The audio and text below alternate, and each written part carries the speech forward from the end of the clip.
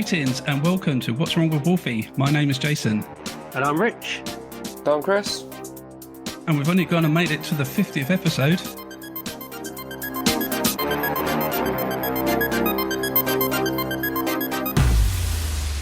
Hey. Yes. Yeah. Hey. Woo! Weird. Come on. Doesn't seem right. You heard that right. Our 50th episode. Who'd have thought it? We would make it this far. But not only have we made it to this grand achievement, but we're also celebrating our 2-year anniversary of our first episode going live on the 8th of November 2020. We have a couple of ways. Yes, another yay, love it. Hey. We have a couple of ways in which here to be the audience, Sanja. She can do as many yays as she likes. It's fine. We have a couple of ways in which we are celebrating these major feats in our podcasting career. And the first is a Twitter competition, which will be going live the same day this episode drops. And it will give you the chance to win a one-of-a-kind framed Jurassic Park VHS. Yes, let's hear some woos. Hey! So head over to our Twitter page and find out how you can join in on that. And the second way we are celebrating is this very episode you are listening to right now. I'm very excited to say that we have 2 guests joining us to help celebrate our feats. And the first is returning to the show, hopefully without Beanus. It's Digitiser's very own Mr. Biffo. You see, now you made me want to do the entire thing as Beanus. That would be an honour. Yeah. Hello, everyone. Stunning. And I just want to ask you, Biffo, is like, how's Monty? What? I wondered if he was going to remember this reference. What? Oh, hang on. This rings a bell now. Remind me. It was in one of your videos, I think, last month. Oh gosh, which one was it? I think it was the one where you were going through the yearbook. Monty, yes. Yeah. Oh God, that had people really picked up on that. Monty. Yeah. Get down from there, Monty. Yeah, geez, yeah. I mean, that was just like completely on off the cuff moment, and then it's weird that it's like Beanus wasn't meant to take off. It was meant to be a terrible character who was meant to be a kind of one-off joke, and then people took him to their hearts. And then likewise, that Monty thing, we sort of said we should bring back Monty's mum, because it's like people. Funny. It was just a response to terrible reviews of I can't remember which one particularly which it was Madame Tussauds or something like that. Bad reviews of British tourist attractions. Oh, that was it. Yeah. TripAdvisor reviews. Star reviews. Yeah, That's right. There's this astonishing indignation on there by people, and I just imagined Monty's mother. In the meantime, at the park. Yes.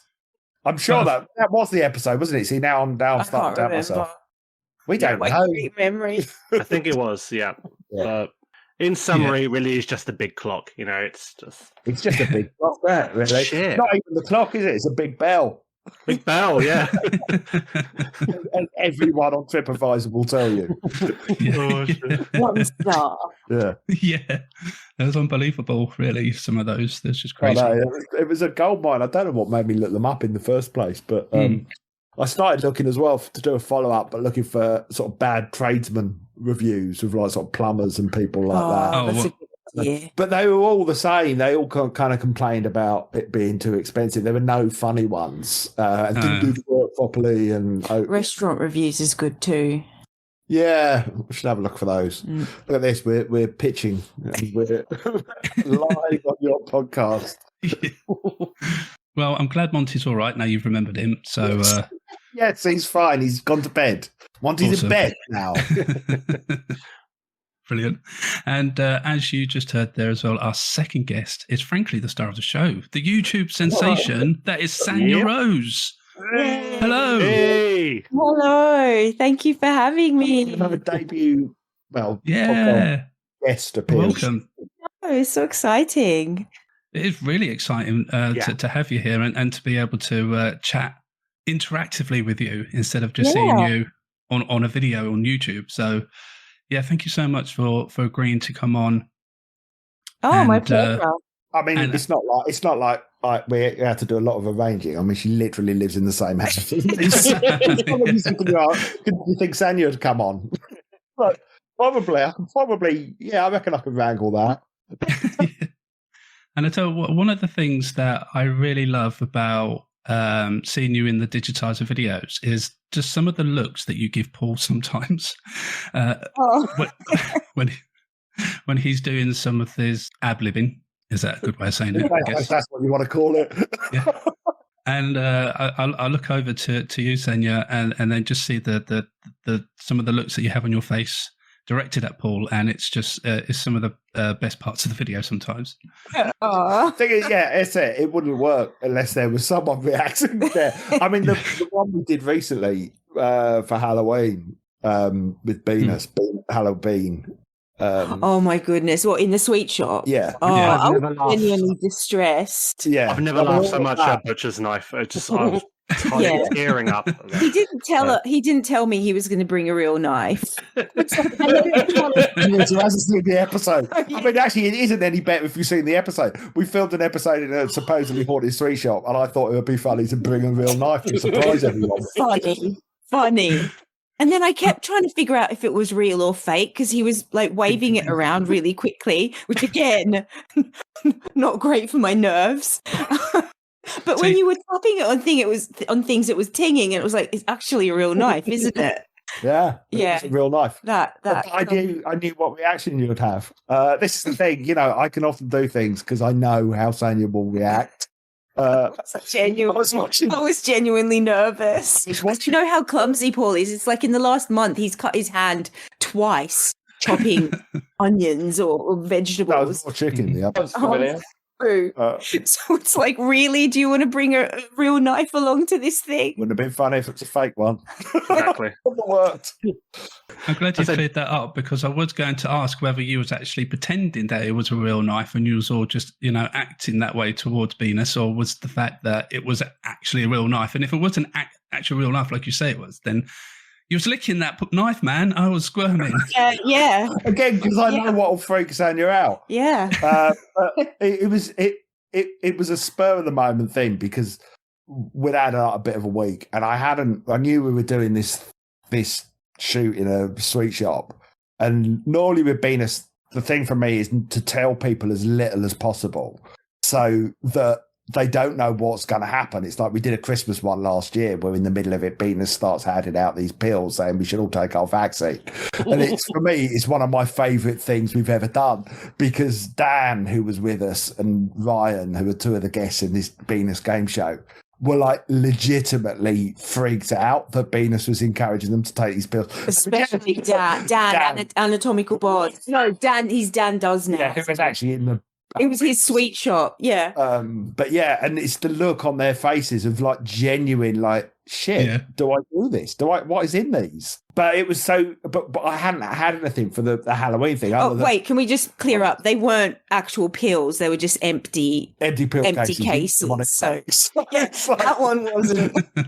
I didn't give anyone worry. With the Halloween one, I didn't have anything. And it was just literally as we were walking out the door to drive to Kent, that I just thought, Beanus should have a knife. Oh, my goodness. Just grabbed it, hid it in my bag. I mean, if we'd been stopped by the police, this bag with a bean mask and a knife in it, been screwed. It was, no one knew when, even when I went and got into the costume, Beanus, I'm spoiling all the behind the scenes secrets. Beanus is a real person, yes. He takes over me. I hid it. I had to hide it when I went to get changed. Down my top so that no one would see until the moment Beanus appeared with this knife. Again, super safe, hiding a knife down your top. It is what it is. The best line in that whole video was still just for me. Was it, "Don't try this at home, try this at Paul's home," and just does the stabbing motions. I was just in hysterics for that. So it's this whole bit at the end, which is my favourite shot, where actually when we were filming it, it's Beanus is sat down and you've got Dan in one corner, you've got Eli sat behind the counter and Paul just standing there. No one knows what the hell to do because we've sort of basically run out of steam. But the fact is Beanus is sat there with a knife. So when you watch it back, it just looks like Beanus is holding them all hostage and no one dare move. And she stabs them. So it was unintentional because what actually was going on after we stopped filming those bits was everyone going, "This is shit," and it's not working. Anyway, don't play with knives, kids.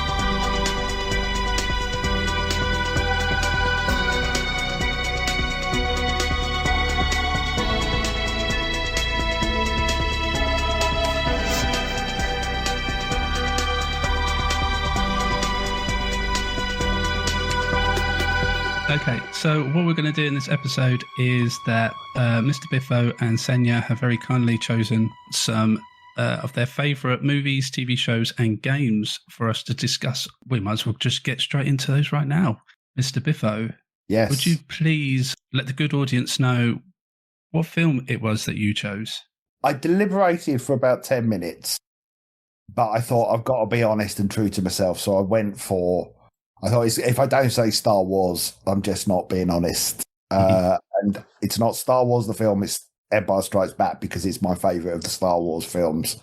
It just, you know, those films, they changed the course of my life without a shadow of a doubt. I know I'm not the only middle-aged man to be able to say that, but it was, you know, up until the age of, I don't know how old was I when Star Wars came out? I was probably 6 or 7 when I first watched it. And it so blew my mind and unlocked a kind of imagination in me, or gave my imagination sort of permission to just run free in a weird sort of way. And as well, and this is going to actually, when we talk about TV shows, it's a similar thing there.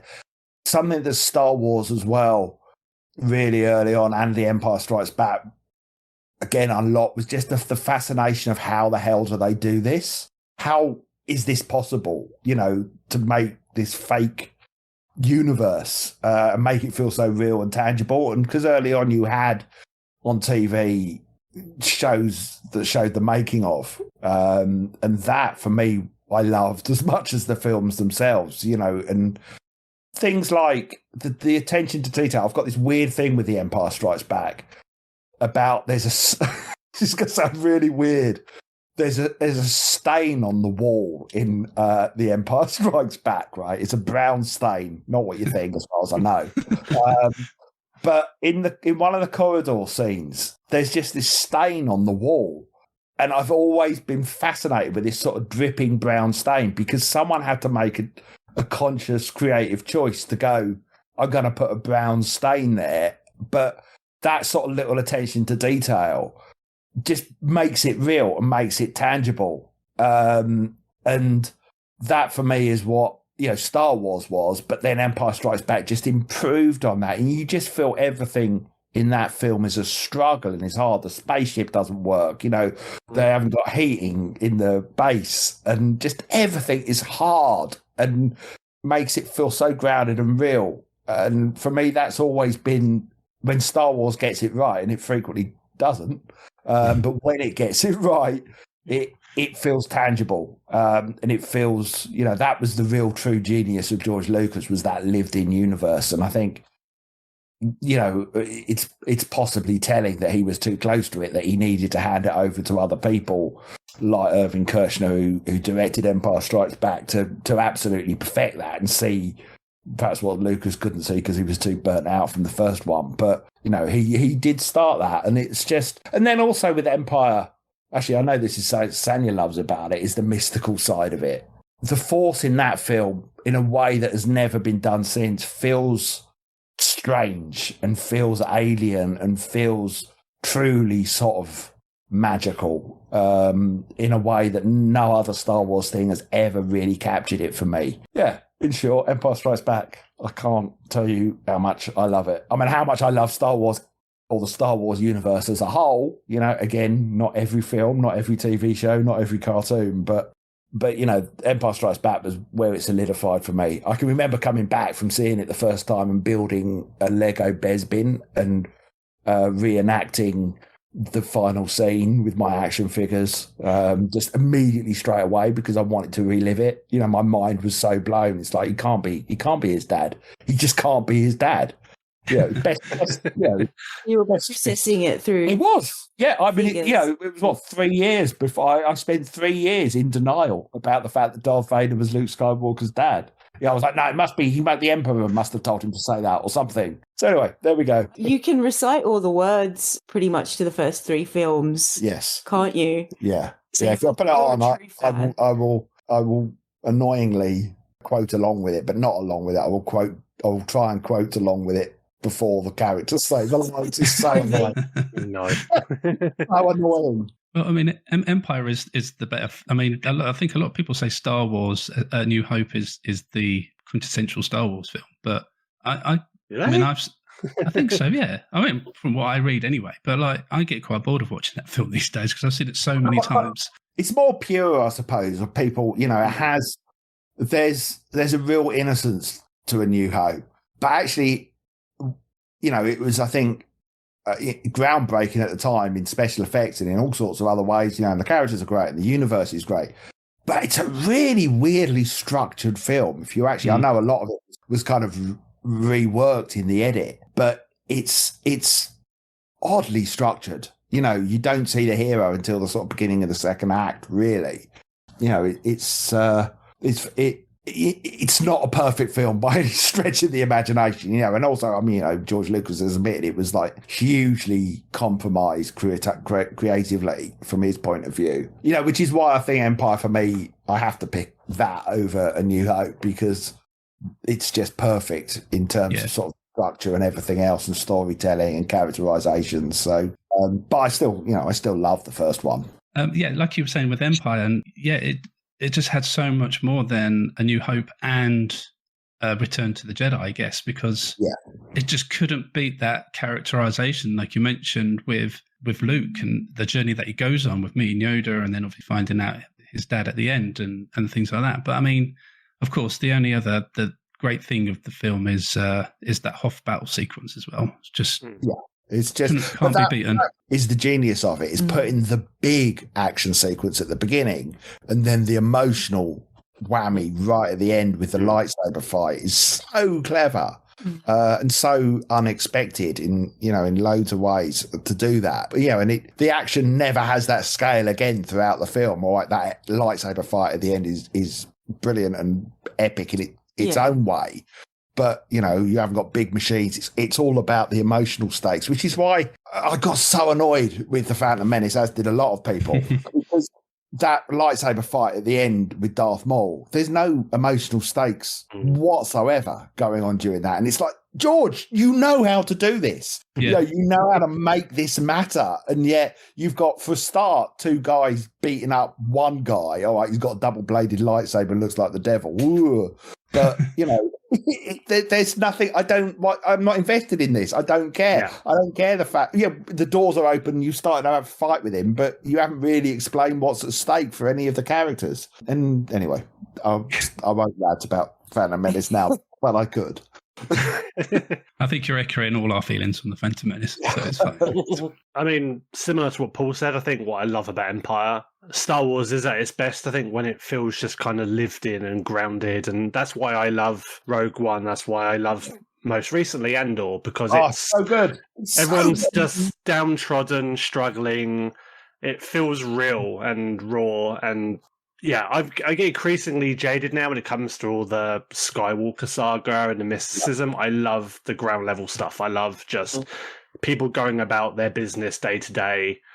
It's just, and Andor has made me realise that was actually what I loved about Star Wars originally, was the fact it's about a kid and you see him having, blue milk with his aunt and uncle and going about, his work on the farm and like playing with a toy spaceship and stuff. And Andor is like, it's a guy sitting down having breakfast while his mum nags him, and he's having cereal and slaps just to drown around.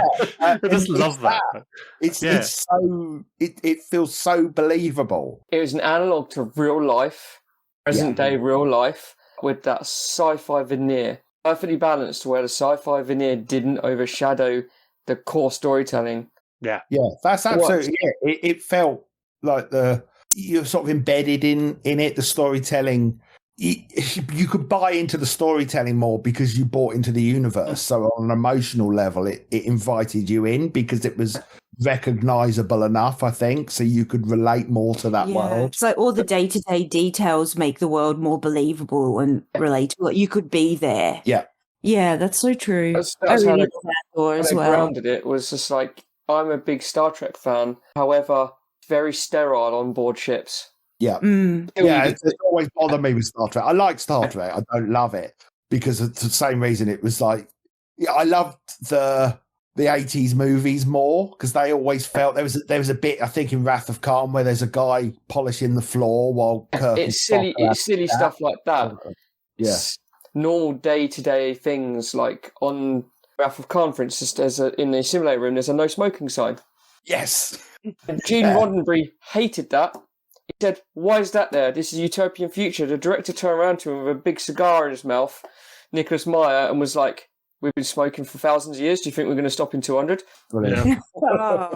It's so true, because you see no smoking signs everywhere. And like Star Wars, you walk down the street, you see litter, you see broken air conditioning units, you see people lugging crap out of a skip, you see tramps, you see people who don't have homes sitting there. You watch Star Wars, you see exactly the same. The opening scene of Andor was in a brothel. I mean, say no more. It's just like... It's so accessible. I say this about many, many sitcoms and stuff like that as well, and TV shows. And Star Trek was the same until Deep Space Nine came along, where it had a lived-in station setting where nothing had its place. Everything was everywhere. You go to all your mates' houses. How many of your mates or friends' or families' houses were perfect show homes? Yeah. Yeah. By having it a bit cluttered and a bit lived in and a bit grimy, everyone lives like that. Instantly relaxed.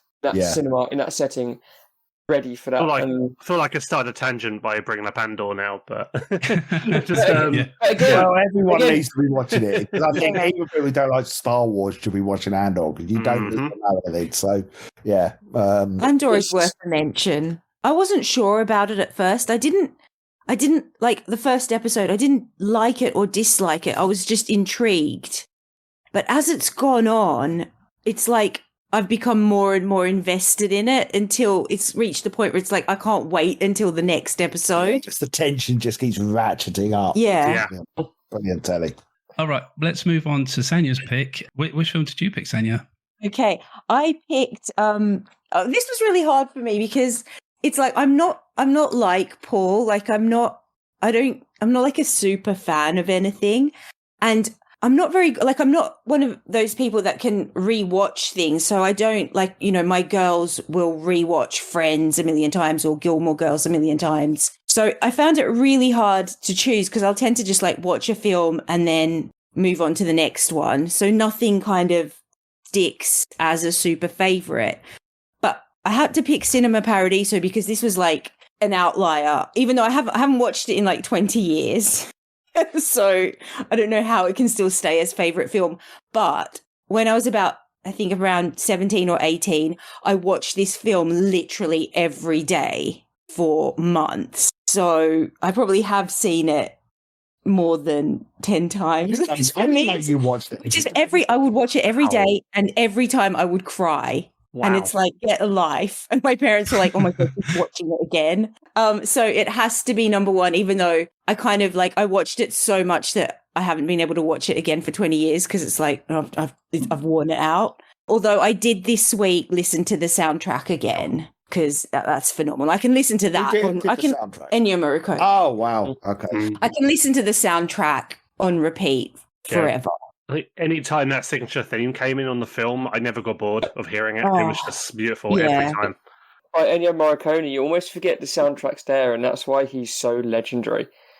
Because it's in the background, it's complementing every scene visually, thematically, emotionally, and then all of a sudden, something plays out. Oh shit, Ennio Morricone. Yeah.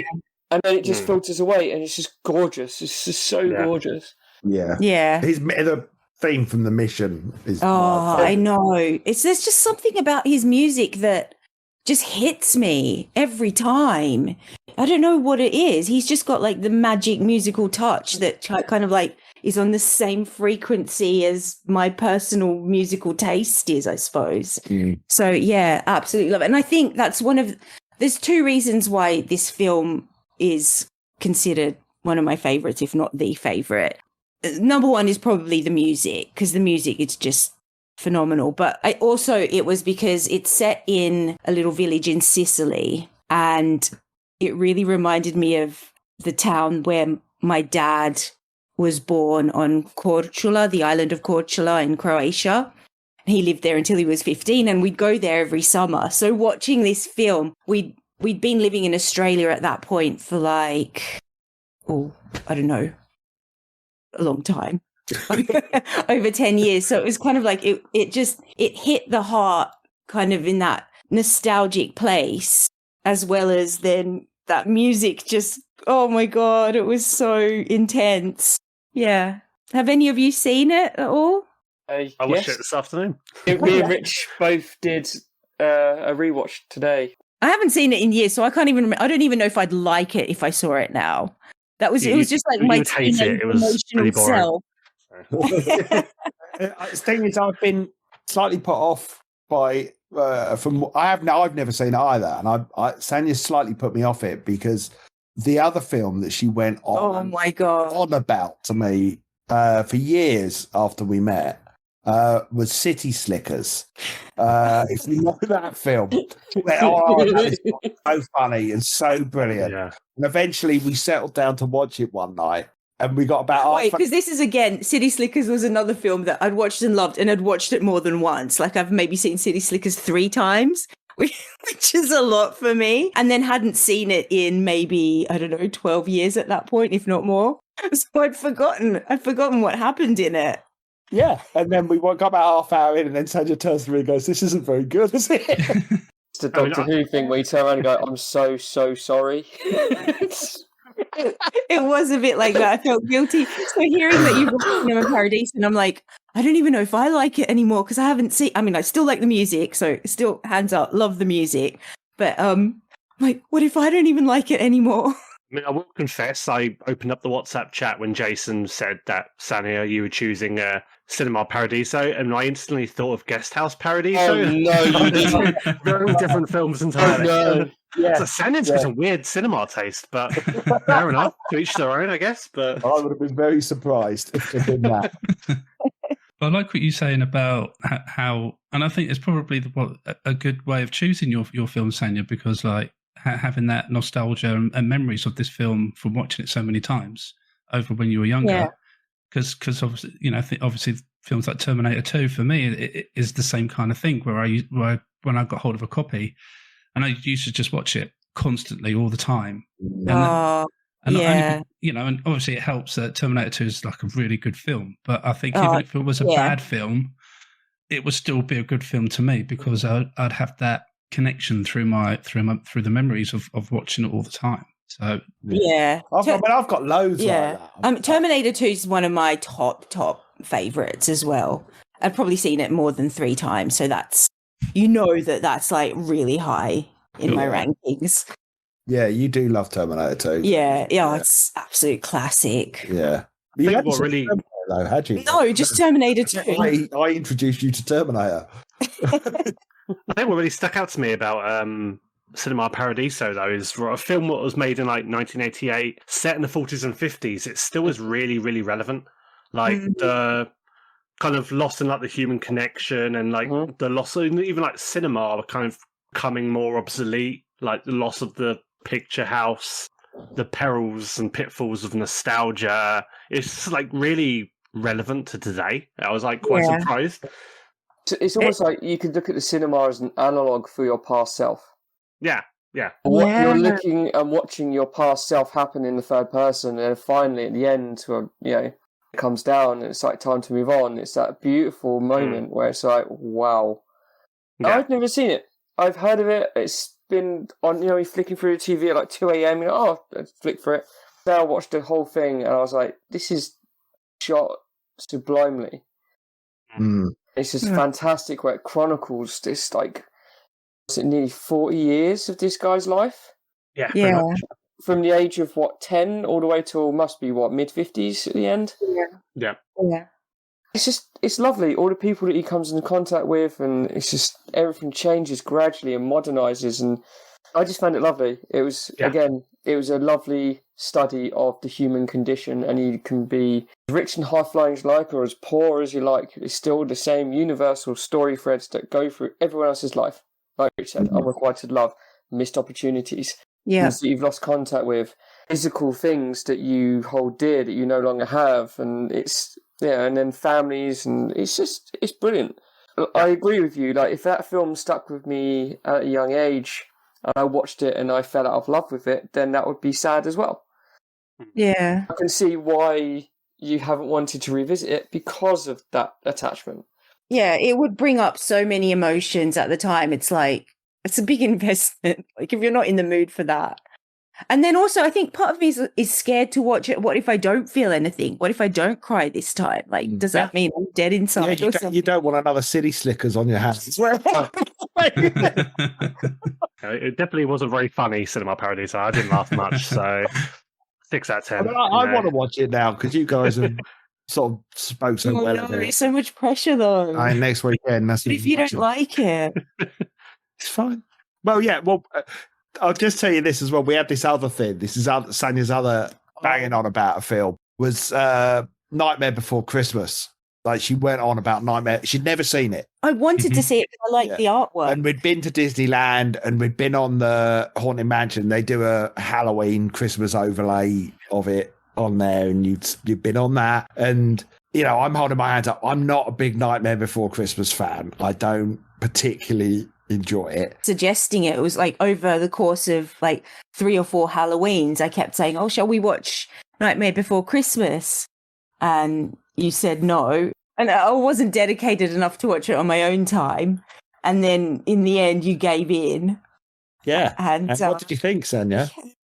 So you're not. I know people love it. Experience. I know people love it, but I just find the music incredibly dreary. It was tough. It was tough going. So, but, you know, that's not to diss anyone who does love Nightmare Before Christmas. I know there are a lot of fans out there. It's just not for me. And I suspected it wouldn't be for Sanja either. Yeah. The artwork's amazing. Oh, yeah. I mean, on a technical level, it's astonishing. But, yeah, I'm not a huge fan of it.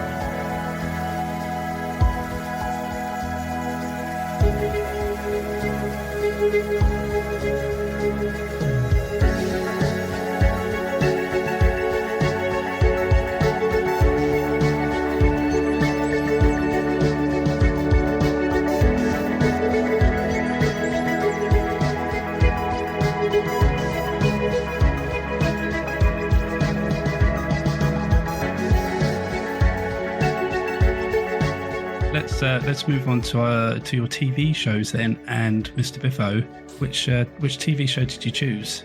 I couldn't choose one, so I'm going to cheat, but I will talk more about one than the other. The first one I had to pick, and it had a similar effect on me to Star Wars, and that is Doctor Who. And it made me fall in love with the making of TV. I mean, as much as I loved Doctor Who, I loved Doctor Who magazine, which, you know, was the only magazine where you had interviews with writers and, the people that made the show. That was so rare when I was growing up, that you got that sort of behind the scenes access. So Doctor Who, I have a real love-hate it thing going on because there's plenty of Doctor Who that I really don't enjoy. And yet it's like I couldn't miss an episode, you know, even now, you know, as a kid growing up, I had to watch Doctor Who on a Saturday night, you know, or on a Tuesday or whenever they moved it to. And it's still the same now, even though I haven't necessarily always loved modern Doctor Who, broad sways of it I have. I can't miss an episode. It's just sort of, it would feel disloyal to the show as a whole if I ever didn't. But I think it just as a kid, it was, you know, the Britishness of it. Because we would get, ITV would have Buck Rogers and, you know, all those kind of American import shows. But Doctor Who was ours. It was sort of, you know, it was aliens on a high street or whatever, or in a British village, or, you know, it was, and that for me, it was the fact that it was happening in my home country that I think I connected to it because of that. You know, and a lot of Doctor Who is just a load of old crap. Watching some of those early episodes, it's just awful. But Oh, do you mean story-wise? all of it. Oh. Just all of it. I mean, and I'm saying this as someone who's picked Doctor Who as his favourite TV show. Yeah, there's so much Doctor Who that is terrible. And yet I have that nostalgic attachment to it that I can't separate that from... Well, I can, because I can quite easily go, that's just shit. But yeah, I'm not so close to it that I can't call it out as frequently being terrible. But yeah, it felt as well, the fact that they were trying to do so much with such small budgets, you know, in a corner of a studio, they'd create a jungle or, you know, a spaceship or whatever. You know, it was I always say this about video games as well, particularly sort of the old 8-bit games and, you know, the sort of ZX Spectrum era, how somehow the graphics for me were better back then because your imagination filled in the blanks. You know, you don't see the limitations, you know, particularly with pixel art and particularly, you know, the more, you know, there are all sorts of sort of games. There's one like Bugaboo the Flea on the Spectrum I remember playing. Really basic graphics, but you're in a cave, you know, and you're this alien flea trying to jump out of a cave. But for me, that cave was real, you know, and it was stalagmites and, you know, dripping water and stuff. I filled in that black background, you know, with my own detail. I think Doctor Who was a bit like that. Yeah, I think like with the games, I think a lot of the world building came from the actual artwork on the boxes as well, and I miss that. Like you used to have like Mega Drive. Yeah, proper nice matte painting style, just hand drawn. It just, it always made it look cinematic, and then it's just this bunch of pixels and squares and blobs. You're immersed in it before you pop it in the machine. Exactly. Already your brain's accepting or expecting what it's going to be seeing, and then it automatically fills in that. And I agree with that. It totally. Yeah. Yeah. So I love Doctor Who on different levels and for different reasons, and it's not purely about the quality of the show. So Doctor Who, and before you move on, Biffo, I want to know which Doctor Who was your favourite, or is? Tom Baker was my Doctor growing up, but I've got a real soft spot for Matt Smith. Good man. Yeah. I just think he's such an inventive performer, and he was so perfectly cast as the Doctor. You know, funny but vulnerable, and old and young at the same time. And it was just the best casting. I mean, I know David Tennant's everyone's favourite because, he's a bit cute and, you know, cheeky chappy and charismatic and all the rest of it. But Matt Smith just had just the quirkiness and the sort of awkwardness, I think. Yeah, so he felt alien to me. David Tennant just feels like a bloke you go to the pub with. He's the 10th Doctor. You know, he just feels like your mate. And Matt Smith just feels a little bit odd as the Doctor, and that makes him perfect for it. Yeah. Yeah, so Matt's my Doctor. I've got him literally just behind my shoulder, actually. Oh, yeah. He's mine too. It's just, I've said it before, and I would always defend Matt Smith's camp where everyone's just like, I do like him. Like, look, the guy is so natural, so effortless. All they've done is say, right, give Matt the script, and then it's like a cameraman just walked around with a Steadicam following him, just being himself. He is that natural, and he is that natural in interviews and performances. Watch him play Prince Philip in The Crown and watch him play the Doctor. They're two so quintessentially different characters. The way he flows with that performance is just perfection. He just does it so well. Yeah. I've not watched any of the new Game of Thrones prequel because I'm just not interested in the slightest. But from what I see, he's just doing well, and I'm glad for him that 10 years later he's breaking into the big game. He's in Morpheus. You should watch that. I hear good things. So I've not seen it, actually. I want to watch it because I've heard his performance in that. I don't think many other people saw it either, did they? I don't think the editor saw it. So yeah, I mean, I love Capaldi. I thought he was great. I don't think he was always best served with stories in his ear. It sort of felt to me like Moffat was a bit burnt out doing Sherlock at the same time. But I thought Capaldi, I liked his sort of grumpiness and his rudeness. I thought that was often good. I quite like Jodie Whittaker. I'm just not a fan of that era's storytelling. But Matt Smith just had the layers of complexity to his performance that I just thought was magic. Absolute magic. Well, move on to your other TV pick. Okay, so my other one is, again, I couldn't really choose between the two, so I just cheated and said two. And it's a show called Tim and Eric, Awesome Show, Great Job. What a title. Tim and Eric Wareheim and Tim Heidecker. They started out on YouTube, or they started out at film school making these weird little videos. And then they sent a CD-ROM, because that was the era, I think, to Bob Odenkirk, because they've been big fans of a show that Bob Odenkirk was in called Mr. Show, and said, when they sent it, they also included, I believe, an invoice to pay for the postage for what they'd sent him. And that got his attention. And he said, these guys are doing it. And he mentored them. And they then went to Adult Swim as a result of Bob Odenkirk's influence, and did a show called Tom Goes to the Mayor, which is a very weird show, which is kind of not quite animation. It's just scenes of Tim and Eric, but kind of photocopied cutout figures, and they do voiceover on these scenes. It's very odd. But then they did this show called Awesome Show, Great Job. And I don't know how old I was when I first saw it, because it's a relatively new show, as in 15 years ago, something like that. But I sort of felt, oh God, I'm at the age now where I've kind of, I sort of know everything I like, and it's very hard to be impressed and very hard to kind of go, oh, I'm influenced by a new thing. You know, it's like they sort of say your music taste kind of freeze at 14 or something like that. And I thought it was the same with comedy. In even kind of the comedy that I love, like, Vic and Bob, for instance, I never sort of said, oh, they're an influence on me, because it more felt like, oh, they've just got the same sense of humour as me. Python was a big influence. The Young Ones was a big influence.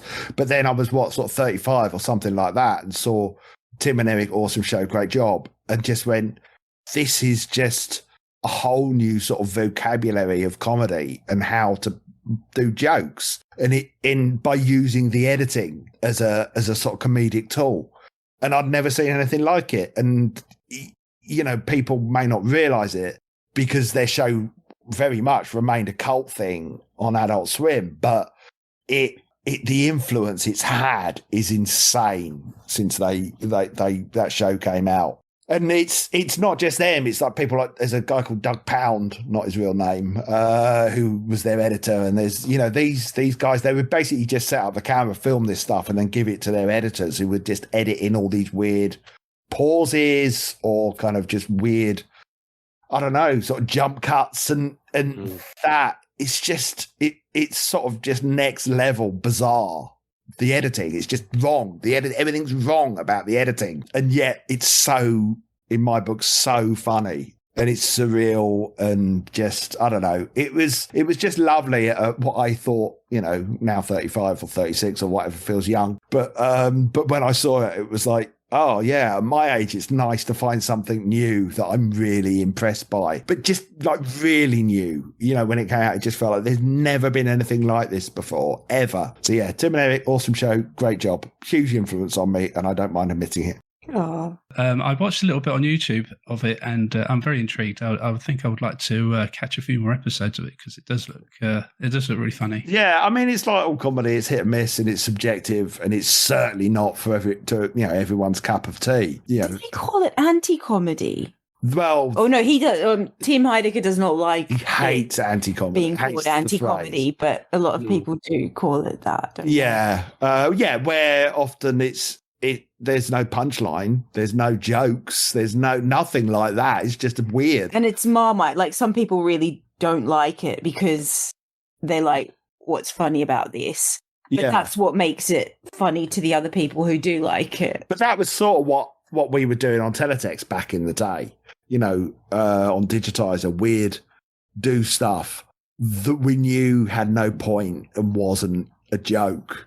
And it would annoy people, and it would annoy the sub editors, and that made us laugh. Right. People not getting it, we found funny.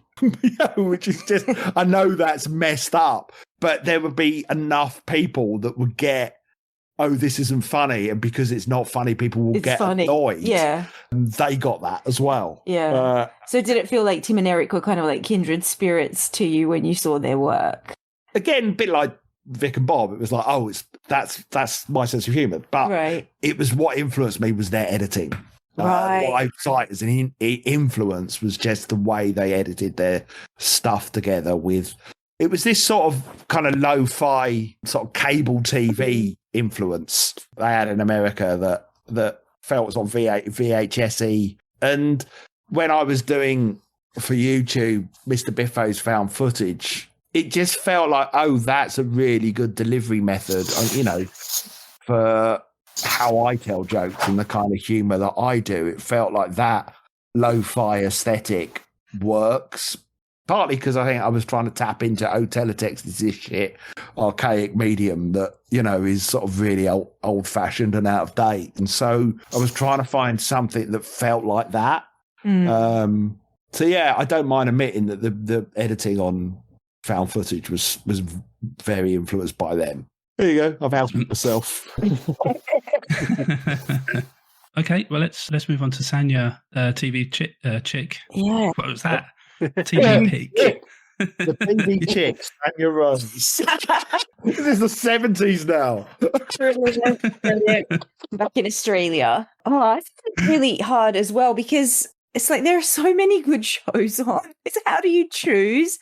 Like literally at the moment, it's at the moment there's like a ton of shows that we love. TV. Yeah, it is. So it's really hard to pick. So again, I had to choose through which one have I watched more than once, and I picked Stathlet's Flats because I've watched I can't remember, are there 2 or 3 series? 3 or 4 now, aren't there? Because I just kind of binged them all in one go, one after the other, 3 times, which is a lot for me, and I just love it. It just makes me laugh so much. Do you want to explain what Stathlet's Flats is? Stathlet's Flat is set in a letting agency, and it's a sitcom. And it's like just kind of what they do. I don't know how to explain it. It's a Channel 4 sitcom. Are they Greek Cypriots? Is that right? Yes. Okay. I think. Yeah. Jamie Demetriou. Yeah. His sister Natasha and Demetriou who's in What We Do in the Shadows. Yeah. Now. Sorry, I'm interrupting. No. You can explain. Just giving some context. Thank you.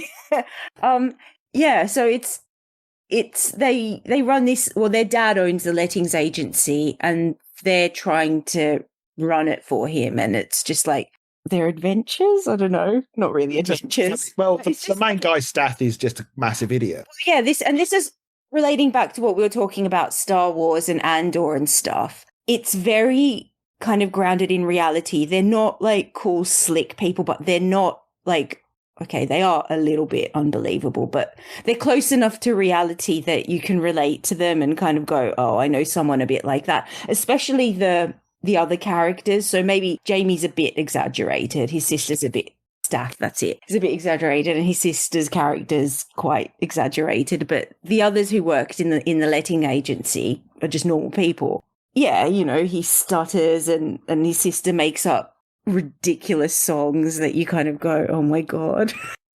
But I just love it, and made me laugh so much. So I first watched it with Paul, and then watched it again, and then had to share it with one of my kids because I knew she'd love it.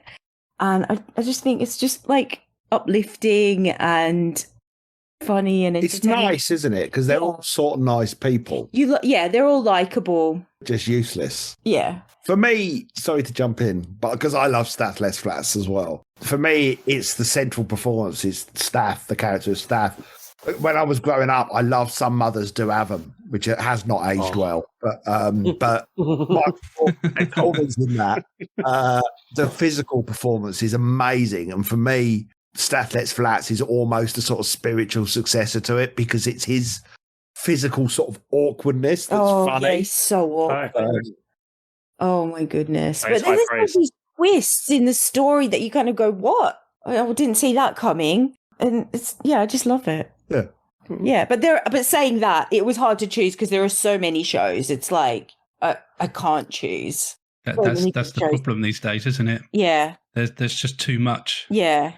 Yeah, because like if we're talking like right now in this moment, it's Andor is number one. Same.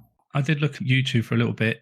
I can see what you mean by him getting himself into like these embarrassing predicaments and stuff. And he does like to sing, doesn't he? Badly. Oh, Oh my god! But it's the sister and one of their colleagues. They make up little songs that are just, I don't know, they hit my funny bone. There's a bit I stole from Stuff Let's Flats for Beanus. Is there? Yeah, you remember in the Christmas episode, the Beanus episode, where he's pinching everyone? Oh, right. There's this bit, because it made me laugh till I hurt in Stuff Let's Flats, where he's showing a couple around a house, or is about to, and the woman's pregnant. And just out of the blue, he kind of pinches. You go, pinch for the baby, pinches her belly. It's like so wrong. It's just bizarre because he's just awkward and doesn't know how to interact with people. That's such a Beanus thing to do. Pinch for the baby. No. You just see them like flinch away from him. Anyway, that's all. Pinching's funny.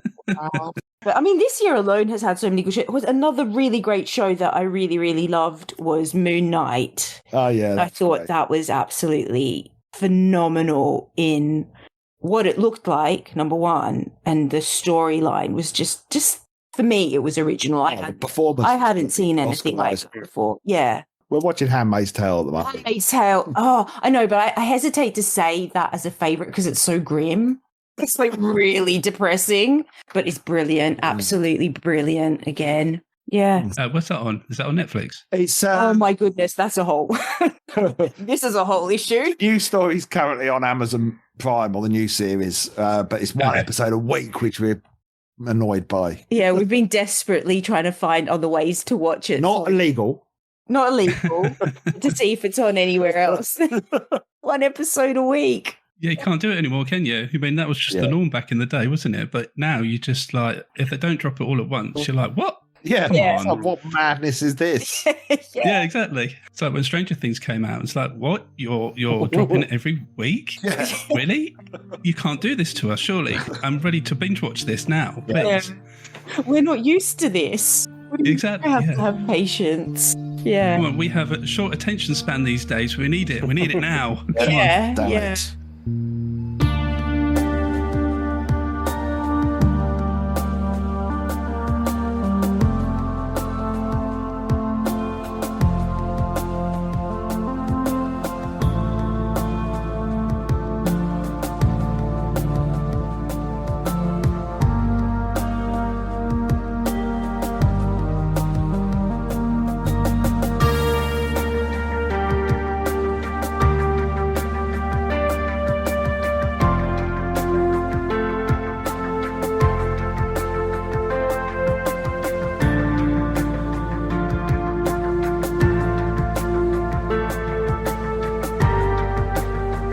Okay, well, let's get into your video game picks then. And Mr. Biffo, you've chosen an all-time classic, I believe.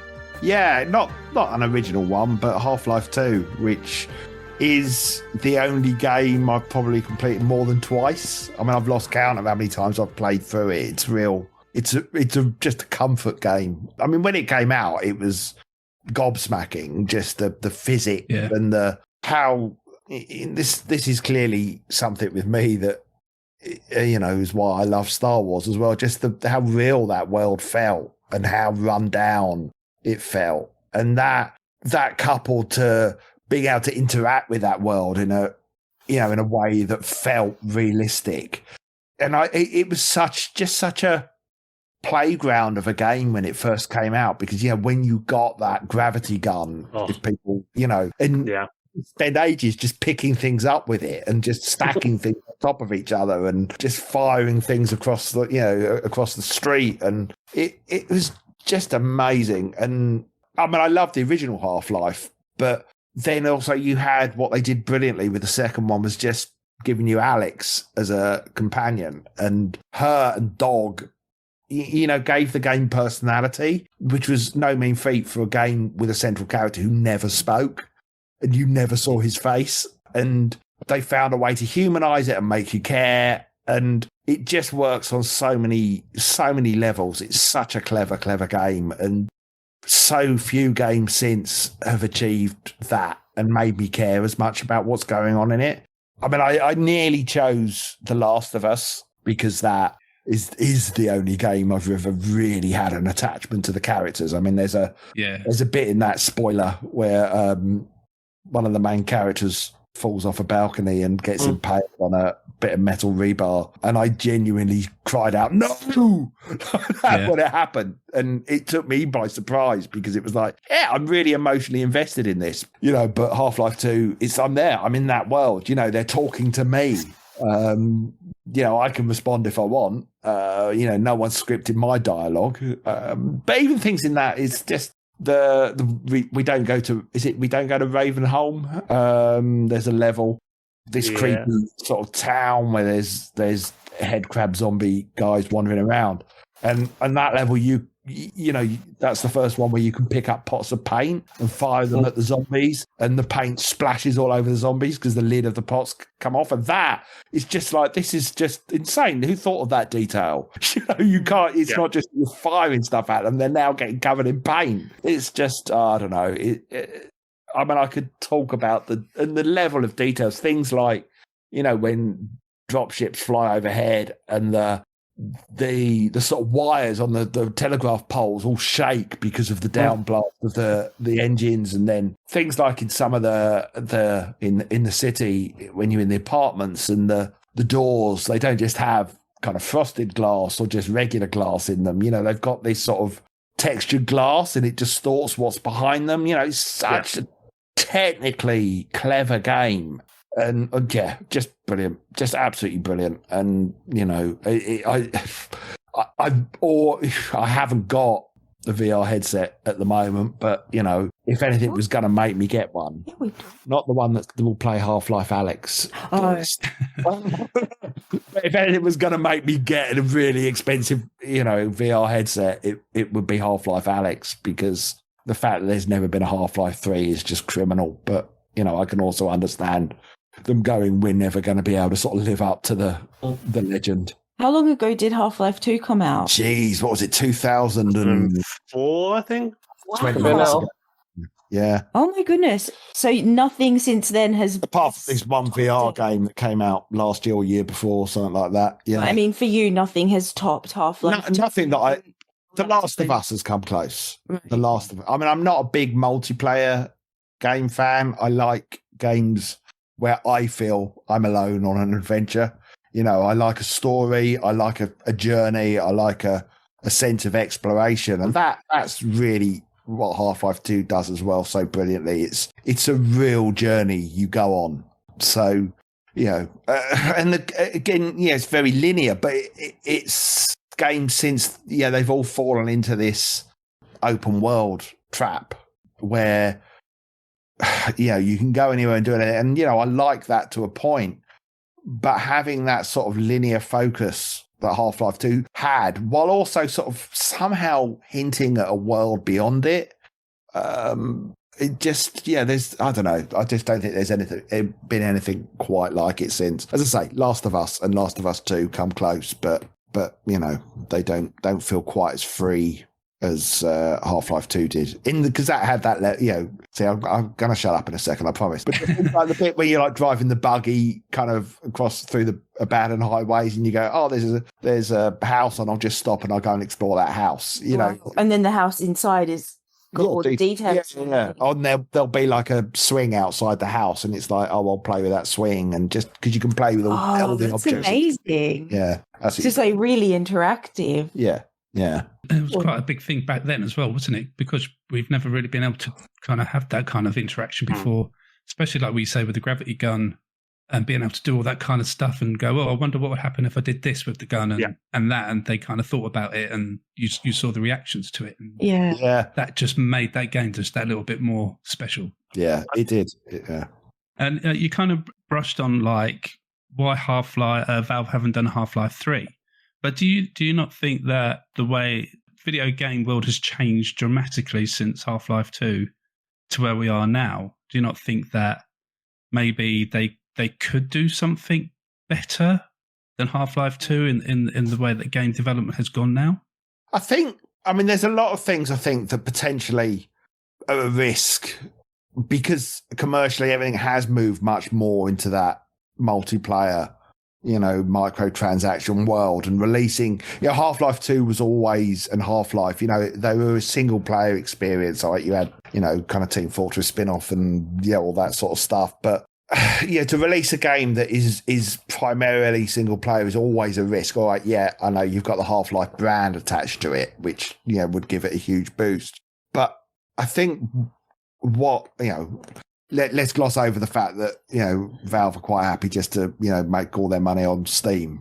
That's really what's going on, probably, I think. But also just, you can't imagine, I suppose, the pressure of releasing a game that has as big an impact as Half-Life 2 did at the time. Half-Life 2 changed everything, but also nothing ever really lived up to it. The introduction of sort of physics into games, I mean, now they're sort of second nature. But that gravity gun and on top of that, sort of the Alex and the dog interactions and everything else, unless they can come up with a conceit that's sort of a gameplay conceit that is as much of a game changer, excuse the pun, as the gravity gun was, I think they're going to end up getting, I don't know, crucified. I tell you what did nearly come close to it, or made me feel like, this is almost a Half-Life 2 successor, was Titanfall 2. Really clever, a really, really clever single-player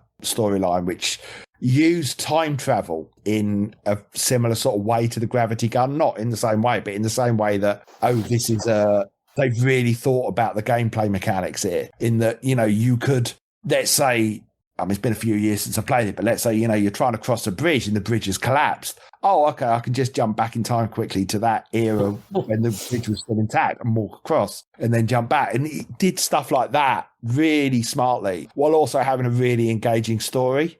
So Titanfall 2 was really good, but again, not quite revolutionary enough to be a Half-Life 2 beta, and also just people overlooked it because they wanted multiplayer. That was the aspect that people were interested in with those games. So I think there's a lot of obstacles in its path, I think. But the biggest one probably is just Steam. They just want to, that's making so much money. Why bother with game development? Why bother with Portal 3 even? I mean, Portal, the Portal games, were clearly... Yeah. I'm guessing, I don't know, this is completely a guess, that the portal gun was perhaps intended at one point for Half-Life 3 or something like that. I don't know. And then they built an entire game around it. Portal 2 is very much, it has a story. It has, you've got the Stephen Merchant robot who chats to you throughout, that, it all feels very Half-Life-y. But I don't know. I mean, I'd love one just because I'd love to go back to that world again. But short of buying, £3,000 worth of kit, it's not going to happen. When you replay the game, do you get a completely different experience? Is it? Not really. I might play with the gravity gun in a different way, but it just feels so tactile. This game. That's what it had. It was tactile because of the way you interacted with the world. It's a shame with Steam and how much money they do actually make, because Valve do make great games, and I think there's a ton of people out there who are just clamouring for Half-Life 3 or even a Portal 3, myself included, because Portal 2 is like one of my favourite games ever. Yeah, absolutely. Don't know why they don't just do like a Konami at this point and just basically source the IPs out to developers. I'm sure someone would love to make a Half-Life game for Valve. Yeah.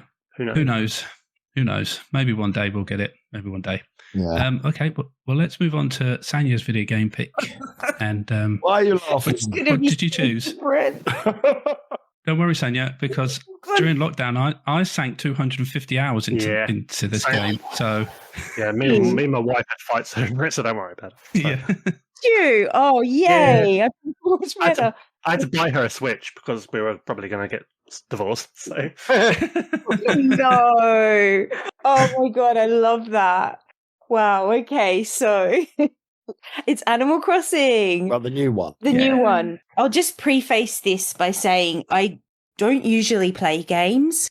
I always thought video games stressed me out a lot because, like, they get your adrenaline spiking, they get those cortisol levels rising. So I always thought games are too stressful for me. And then I came across this video once on YouTube where this girl was saying there's this whole genre called cozy games and they don't stress you out. They're just like, you're just like living life, doing the tasks in the game, going on adventures, exploring. And that really piqued my curiosity. And one of the games she mentioned was Animal Crossing. I mean, I did first start with, you had a short hike on your Switch, didn't you? Yeah. Highly recommended. Highly recommended. And Yeah, great game. because I talked to Paul about cozy games and he said, oh, yeah, well, there's this game on the Switch already called A Short Hike. Have a go at that and see what you think. And my God, I mean, the whole weekend was gone on this game. It is like a really short game. But I was so into it and did find it very relaxing and fun. And it's just great. You just get to explore and walk up a mountain and learn to fly and go on little missions and stuff. So after I'd finished that, I was like, oh, I wonder what else there is. And saw that Animal Crossing was already on the Switch. So it was like, okay. I mean, I had played it. My Switch. On your, poor Paul. Which I'm not.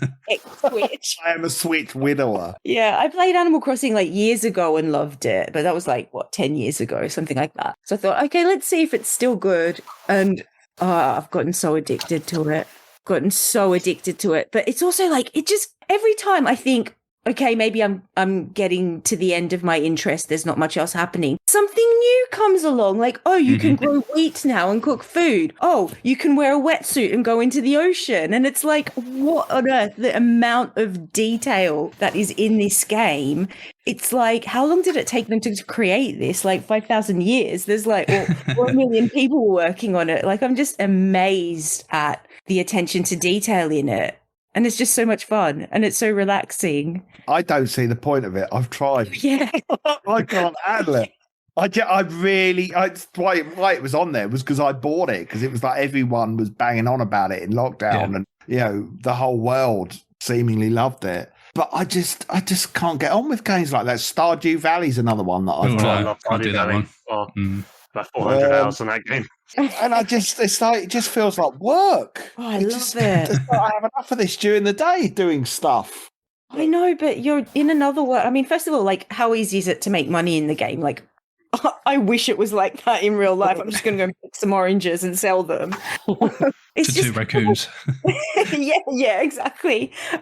It's so perfect because I was going through a period where I wanted to relax in the evening, but my brain couldn't handle reading. And it was just like, I just want something I can lose myself in, but not have to think too much. And it's perfect. Like, yeah, just go and pluck some weeds. Go and like talk to some neighbors and give them a gift to try and manipulate them into liking you. It's great. No, it's too much like real life, and I don't want my neighbors to like me.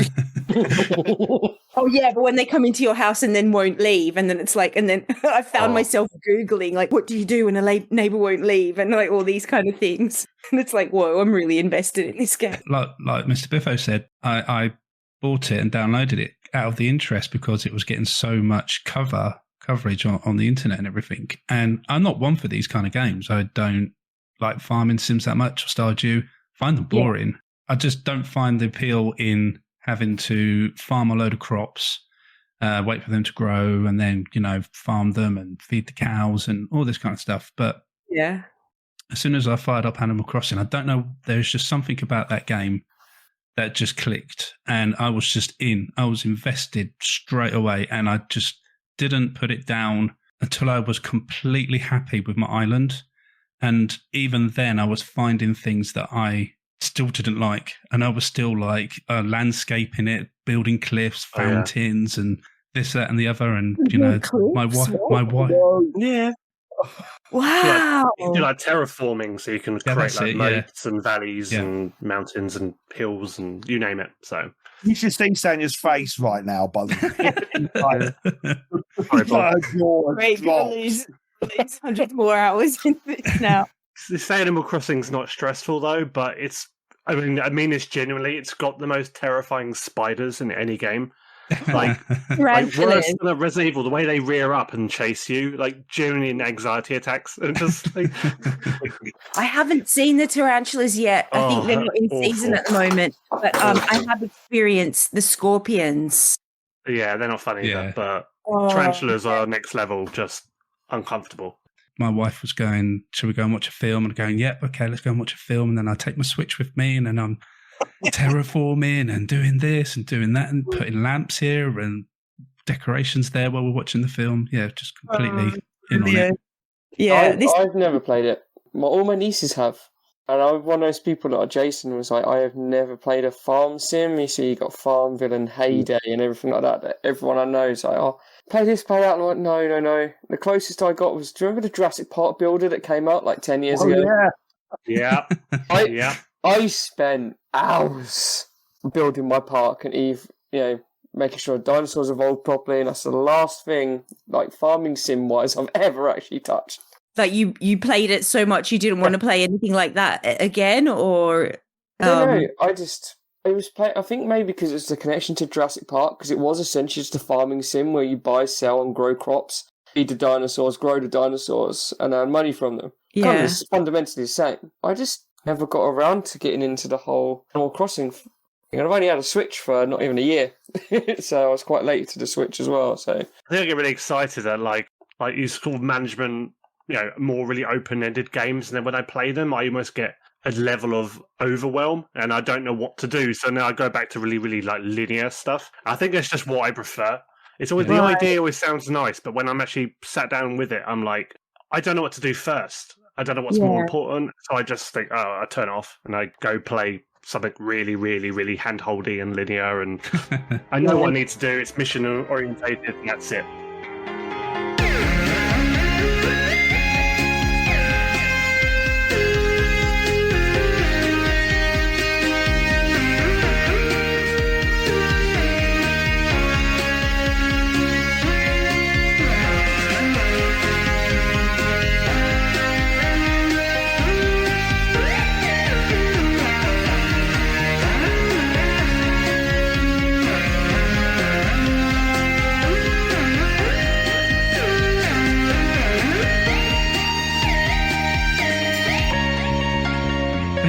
We've made it to the end of your picks, and a great bunch of picks actually, and highlighted some programs and films that I'm really intrigued and would like to go back and give a watch at some time. So thank you for those picks. That was awesome stuff, and also thank you for your time to come on and talk about them and just hang out on our little podcast. So welcome. It's a pleasure. Thank you. Thank you. Yeah, it was good fun. Really enjoyed it. And this is your time to plug away. Please let people listening about everything that you're doing, where your YouTube channel is. I don't know, not Kickstarter anymore, but Digitiser TV Series 2, the hopefully live event next year, maybe, or anything else that's going on.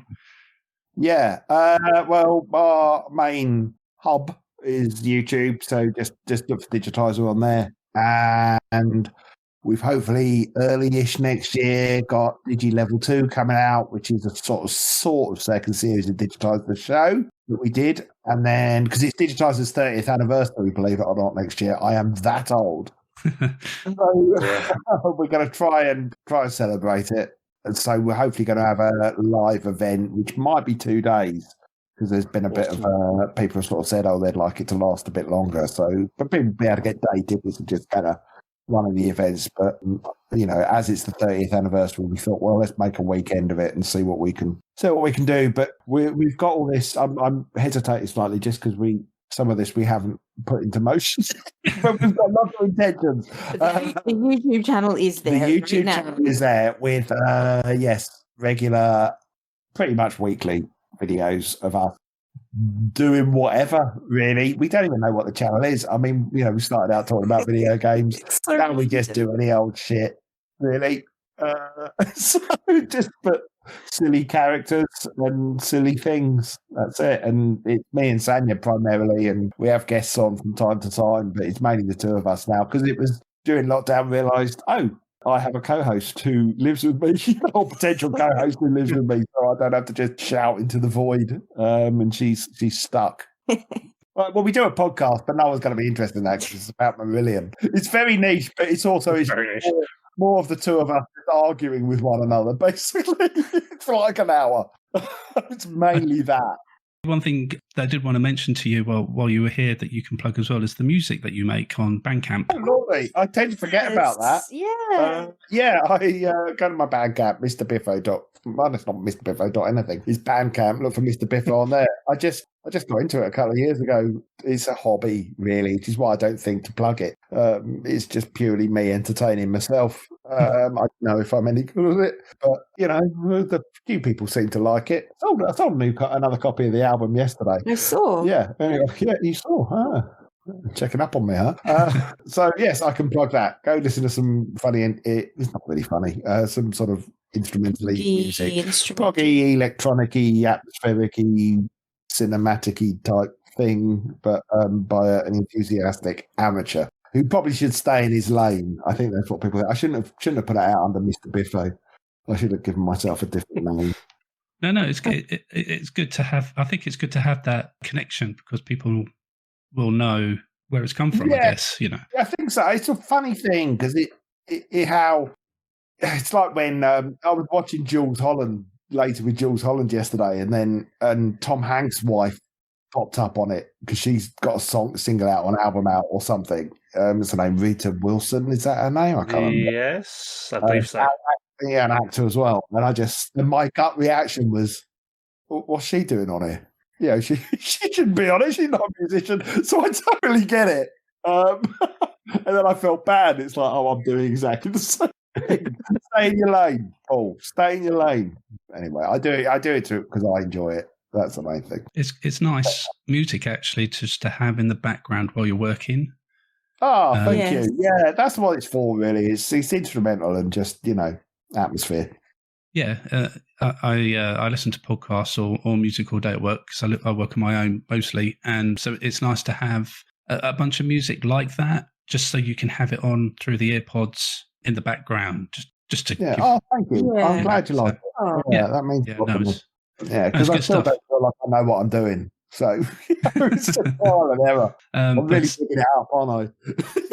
Sometimes that's the best way, though, isn't it? So I like it. Thank you, dear. All one times that you've listened to it. No, I've listened to it more than once. Established twice. Laughing nervously. Anyway. Okay, well, that's your lot for this one. Thank you, as always, to everyone for joining us. And if you've enjoyed the podcast and would like to support us, we do have a coffee page where you can give us a one-off tip, or if you're feeling kinder, a monthly tip starting from £1. A massive thank you to all who have done so. You're all legends. And if that is not right for you right now, you can also support us by giving us a review or rating on Apple or Spotify. You can find the links in the show description. Please go and check out our website where you can find links to our coffee page, our entire back catalogue of episodes, written articles, and much more. You can find the website at thewolfiepod.com. And don't forget the Twitter competition I mentioned at the beginning of the show. Please keep an eye out at the Wolfie Pod on Twitter. Next time we hit the last year in our timeline. Yep, we have reached the movies of 1999. Please look out for that in a couple of weeks' time. You've been listening to the 50th episode of What's Wrong with Wolfie. Dom, it's over to you. Well, that's it for another episode of What's Wrong with Wolfie. The boys are off now to hit the roulette table with Patricia Routledge. See you later.